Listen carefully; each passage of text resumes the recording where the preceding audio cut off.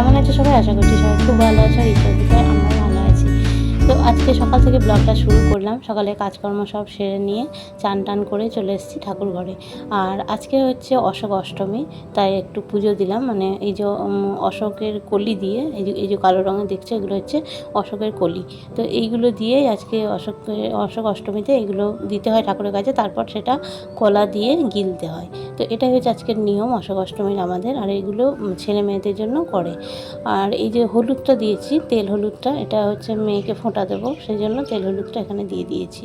তো প্রসাদগুলো আমি গুছিয়ে নিচ্ছি, এগুলো খেয়ে তারপরে আমি জল খেতে পারবো, সেই জন্য প্রসাদটাও নিয়ে যাবো। আর আমি প্রতিদিন পুজো করার পরে চাই যে সামনেখানটা একটু পরিষ্কার করে দিতে।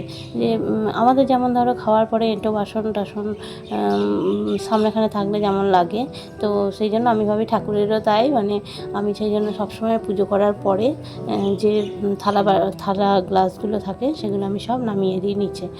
আর তারপরই চলে এলাম হচ্ছে রান্নাঘরে, একটু টিফিন করে নিয়েছি, মেয়েকেও ফোঁটা দিয়ে জল খেয়ে নিয়েছি। এবার চলে এসেছি রান্নাঘরে। আর এটা হচ্ছে নোটে শাক, এটা অনেক দিন ধরে ফ্রিজে ছিল। তো আগে একদিন করেছিলাম।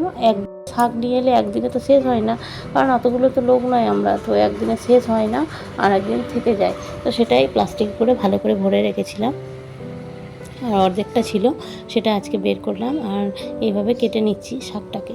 আর এই শাকটা পোস্ত দিয়ে করলে খুব ভালো লাগে খেতে, গরম ভাতে খুবই ভালো লাগে। আর আজকে যেহেতু আমার অষ্টমী, তো আমি তো আজকে খাবো না, ভাত খাবো না, ওরা বাবা আর মেয়ে মিলে আজকে ভাতটা খাবে। আর আমার জন্য পরে কিছু একটা বানিয়ে নেবো। তো শাকটা আমি কাটার আগে বেশ ভালো করে ধুয়ে নিয়েছিলাম, কারণ এই শাকগুলোতে, মানে এই শাক বলে নয়, যে কোনো শাকেই বালি খুব থাকে।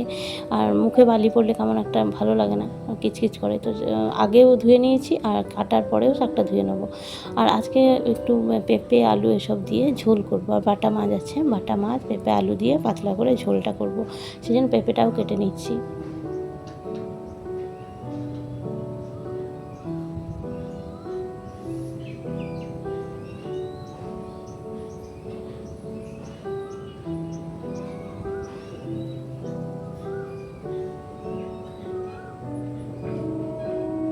পেঁপেটা বেশি পরিমাণেই দেবো আর আলুটা কম দেবো। পেঁপেটা পাতলা পাতলা করে কাটছি, কারণ পেঁপে সেদ্ধ হতে একটু দেরি হয়, প্রেসার কুকারে যেহেতু দেবো না, তো সেই জন্য পেঁপেটা একটু পাতলা করে কেটে নিচ্ছি। আর পেঁপের ভিতরে যে অংশটা থাকে ওটা বাদ না দিলে মানে কেমন একটা লাগে খেতে, তো সেটা বাদ দিয়ে দিলাম ভিতরেরগুলো। এটা দেখবো অনেক সময় হাত কাটার সময় যদি হাতে লেগে যায়, হাতটাও কিন্তু চুলকোয়।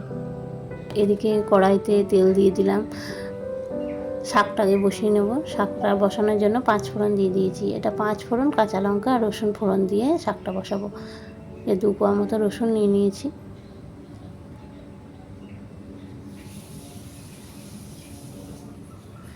রসুন ফোড়ন দিয়ে শাকটা বেশ ভালো লাগে খেতে, নিরামিষ অতটা ভালো লাগে না।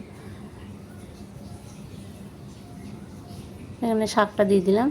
আর এই শাকটাতে কিন্তু আমি আর বেগুন আলু কিছুই দেবো না, এটা এমনি শুধুই ভাজা হবে, শাক ভাজা যেটা আর কি। আর এর মধ্যে আমি নুন হলুদ এগুলো দিয়ে দেবো। এই যে হলুদ দিলাম অল্প পরিমাণে, নুন দিলাম আর একটু মিষ্টি দিয়ে দেবো, চিনি দিয়ে দিলাম অল্প পরিমাণে। এবার আমি এটাকে ভালো করে নাড়াচাড়া করে হতে দেবো।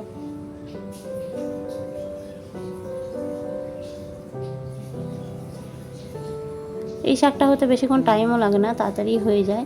আর এই শাকটা দিয়ে কিন্তু অনেকটা ভাত খাওয়া যায়। শাকটা হয়ে গেছে, তারপরে পোস্তটা এরকম অপর দিক থেকে দিয়ে দিলাম। এবারও ভালো করে নেড়ে নেবো, যাতে পোস্তটাও একটু ভাজা ভাজা হয়ে যায় শাকের সঙ্গে, তাহলে এর টেস্টটা কিন্তু অন্য রকমের হয়। আবার এই শাকে অনেকে কি করে, হয়ে যায় তারপরে উপর থেকে একটু বাদাম ভেজে গুঁড়ো করে কিংবা বড়ি দিলেও চলে, কিন্তু আমি ওই সব কিছুই দিই না, পোস্তটা দিয়েই বেশিরভাগই করি। আর বড়ি বাদাম এগুলো দিই না, পোস্তটা দিয়েও বেশ ভালো লাগে। এখানে বাটা মাছ এনেছে, বাটা মাছ আর আলু আর পেঁপে দিয়ে ঝোলটা করব বলেছিলাম। আর করব হচ্ছে করলা আলু ভাজা। আজকে বাটা মাছগুলো বেশ বড় সাইজের পেয়েছে। অন্যদিন দেখিয়েছি আমি আর ছোট ছোট আনে, আর আজকেরটা বেশ বড় আছে। আর এখানে ভাতটা হয়ে গেছে, ইন্ডাকশানটা আবার অফ করে দেবো। ভাতটা প্রায় হয়েই গেছে, আর বসিয়ে রাখলে একদম গলা গলা হয়ে যাবে। তো এবার ভাতটা নামিয়ে দেবো।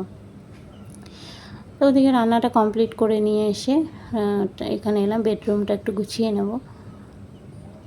আর তাড়াতাড়ি রান্না হয়ে যাওয়ার পরে দেখবে অনেকটা টাইম পাওয়া গেলে তখন মনে হয় এই কাজটা করে নিই, ওই কাজটা করে নিই। আর বেডরুমটাও অনেকদিন মানে করা হয়নি, তো ভাবলাম আজকে বেডরুমটা ভালোভাবে একটু পরিষ্কার করে নিই। আর বেড কভার যত টান টান থাকে ততই বিছানা ভালো লাগে দেখতে, মনে হয় যেন পুরো ঘরটাই সুন্দর হয়ে আছে। আর বেড কভার একটু কুঁচকে থাকলেই কেমন একটা লাগে, ভালো লাগে না, মনে হয় ঘরটা একদম নোংরা নোংরা হয়ে আছে। তো সবসময় যায় বেড কভারটা যেন টান টান হয়ে থাকে, বিছানাটা পরিষ্কার থাকলেই মনে হয় ঘরটা গোছানো আছে। আর কুশনটা আজকে এরকম করে রেখে দিলাম এই চেয়ারটায়, আর এদিকে পর্দাগুলো বেঁধে দিচ্ছি।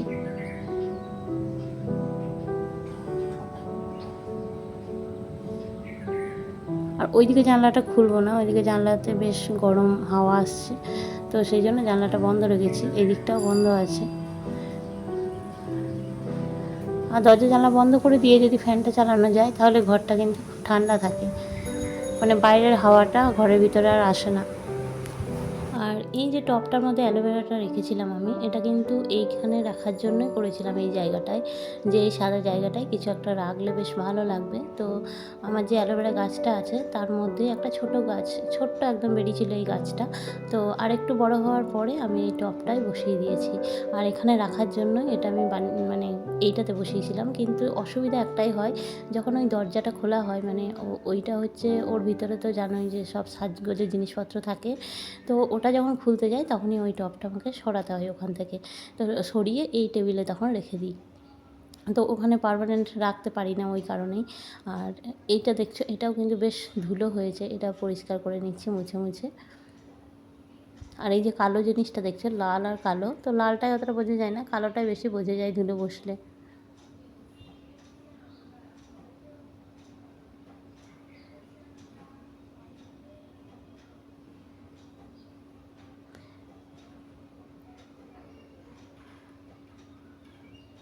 আর এগুলো বেশ কয়েকদিন পরপরই পরিষ্কার করা হয়, কিন্তু তাও ধুলো হয়ে যায় অনেকটাই।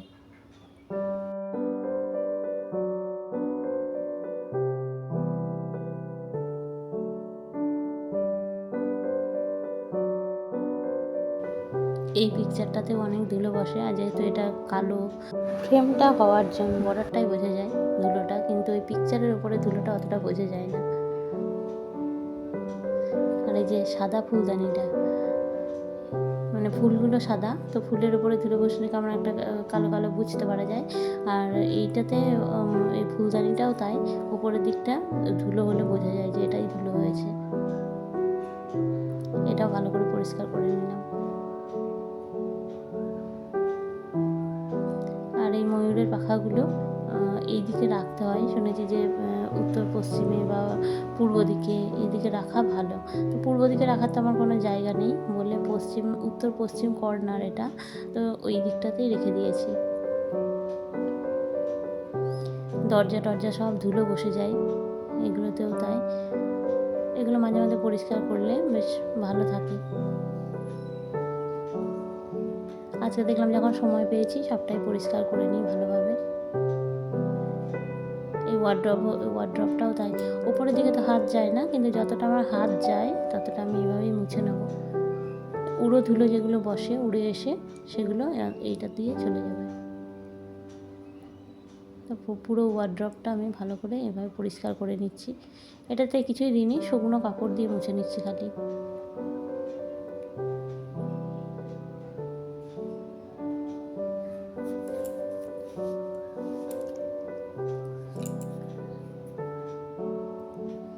এভাবে পুরো ঘরটাকে দরজা ওয়ার্ড্রপ সব ভালো করে মুছে নিলাম।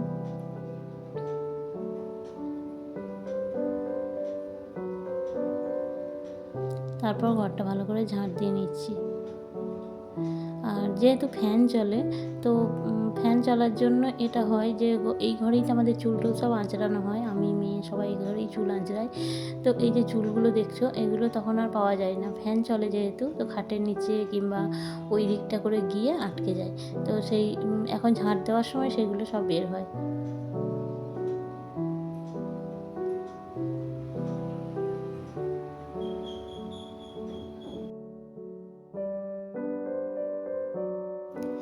তো ঘর বাড়ি সব পরিষ্কার হয়ে গেল, রুমটা পরিষ্কার করে নিলাম, তারপরে আমি একটু নিজেকে পরিষ্কার করে নিলাম। আর দুপুরবেলা খাওয়া দাওয়ার পরে এখন হচ্ছে বিকালের দিকটা, ওই 4:45 বাজে এখন ঘড়িতে। তো মেয়ে যাবে হচ্ছে কম্পিউটার ক্লাসে, আর যাওয়ার আগে তরমুজটা ওকে কেটে দিচ্ছি। আর এখন এত গরম পড়েছে, কিছুই যেন খেতে ইচ্ছে করছে না, শুধু তরমুজ খেতে কিন্তু খুব ভালো লাগছে। ঠান্ডা ঠান্ডা তরমুজটা ফ্রিজে ছিল, একটুক্ষণ আগে বের করে রেখেছি, কারণ একদম ঠান্ডাটা খাওয়া যায় না। তো একটুক্ষণ আগে আমি বের করে রেখেছিলাম, আর সেটাই এখন মেয়েকেও দিয়ে দিলাম, আর আমরাও খেয়ে নিচ্ছি তরমুজটা। আর তরমুজ খেলে পেটটা কিন্তু ভর্তিও থাকে। আর বিকালে যে এখন যে গরম, বিকালে আগে চা খেতাম, এখন আর চা খেতেও ইচ্ছে করছে না গরমে। তো ফ্রিজে দেখলাম অনেকটা দুধ জমে গেছে, আর ফ্রিজেও আর জায়গা হচ্ছে না, কারণ একটার সঙ্গে আর একটা এখন এমনই গরম পড়েছে যে একটা জায়গাতে যদি দুধটা জমায় তাহলেও দেখছি পুরো দুধটাই কেটে যাচ্ছে। তো ভয়ে সেটাও জমাতে পারছি না, তো একটা অন্য একটা পাত্রে রাখতে হচ্ছে। তো ফ্রিজে আর জায়গা হচ্ছে না দুধ রাখার, তো সব দুধটা এক জায়গায় করে ভালো করে ফুটিয়ে ঘন করে তার মধ্যে চিনি দিয়ে একটু গুলিয়ে নিয়ে ঠান্ডা করে তারপরে আইসক্রিম বসিয়ে দিলাম। যে এই ঠান্ডাতে দুধ খেতে ইচ্ছে করছে না, চাটাও খেতে ইচ্ছে করছে না, তো আইসক্রিমটা তো খাওয়া যাবে। তো সেই জন্য এভাবে আইসক্রিম বসিয়ে দিলাম। আর 6টা, এইটাতে তো 6টা আছে সেট এটা, তো 6টাতে হয়েও দেখলাম আর একটু থেকে গেল, তো সেইটাও একটা অন্য জায়গায় দিয়ে ওটা দিয়ে দেবো ডিপ ফ্রিজে। তো আজকের ব্লগটা যদি একটুকু ভালো লেগে থাকে তাহলে লাইক করো, কমেন্ট করো, আর সাবস্ক্রাইব করে পাশে থাকা বেল আইকনটি প্রেস করে আমার পাশে থেকো। দেখা হচ্ছে অন্য ব্লগে, ততক্ষণের জন্য সবাই ভালো থেকো, সুস্থ থেকো। আর সবচেয়ে যেটা বলা দরকার সেটা হচ্ছে সবাই সাবধানে থেকো, এই যে গরম পড়েছে, সবাই একটু সাবধানে থেকো। Good night.